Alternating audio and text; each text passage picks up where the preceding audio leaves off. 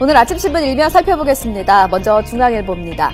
부부가 이혼할 때 퇴직연금은 어떻게 분할해야 하나 대법원이 첫 판결을 내렸는데요. 자세하게 보겠습니다. 자, 결과는 전업주부라면 35%, 맞벌이를 했다면 50%의 비율로 퇴직연금을 나눠야 한다고 판결했습니다. 결혼기간, 재직기간 등을 종합적으로 고려했다고 하는데요. 공무원, 군인, 교사의 퇴직연금도 이혼할 때마다 나눠야 한다. 지난 7월 대법원 판결이 나온 이후 분할 비율을 구체적으로 정한 건 처음이어서 의미가 있는 것 같습니다. 다음은 조선일보 보겠습니다.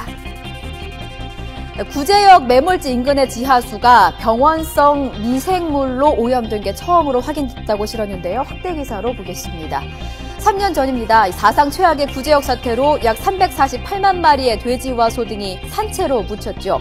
2차 환경 오염을 촉발할 것이라는 우려, 3년 만에 현실이 됐습니다. 정부 연구 용역 조사에서 확인이 됐다는데요. 경기도 이천의 한 매몰지에서 50m 떨어진 지하수에서 이 대장균을 비롯한 세균, 병원성 세균이 검출이 됐다고 합니다. 이때 검출된 바이러스는 물론 사람에게는 감염되지 않는 종류라고는 합니다. 하지만 3년 전에 생긴 매몰지 4,800여 개에 달합니다. 미생물 오염을 막기 위한 조치는 반드시 필요하다고 실었습니다. 다음은 한겨레입니다. 삭감 늘려도 모자랄 판에 싹둑 잘려버린 복지 예산주를 다루고 있는데요. 자세히 좀 보겠습니다. 자, 가정 양육수당 1,000억 원이 넘게 줄었고요. 저소득 암 환자 지원, 신생아 집중치료, 영유아 건강관리 모두 뭐 하나 필요하지 않은 게 없는데 예산은 줄줄이 억소리나게 줄었습니다.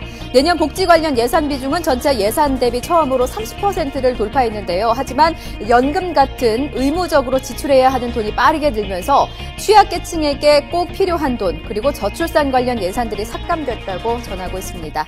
다음은 국민일보 기사 보겠습니다. 대이란 제재로 묶였던 우리 기업의 돈 4,700억 원 중에서 1,400억 원을 돌려받았다고 하는데요. 자세하게 좀 보겠습니다. 미국은 4년 전 이란과 불법 거래를 한 다른 나라의 기업과 금융계좌를 동결을 했는데요. 이 동결 계좌가 해제된 사실이 밝혀진 건 이번이 처음이라고 합니다. 정부가 미국 정부를 설득을 했고요. 이 같은 혜택 우리 기업이 받았다고 하는데요. 하지만 유럽연합 등 서방국들의 반발이 예상된다고 합니다. 대이란 제재로 다들 수년째 막대한 손실을 감수하고 있는데 우리만 비공식적으로 해제해준 사실이 알려지면 미국이 국제공조를 스스로 깼다는 비난이 일 것으로 보인다고 짚고 있습니다.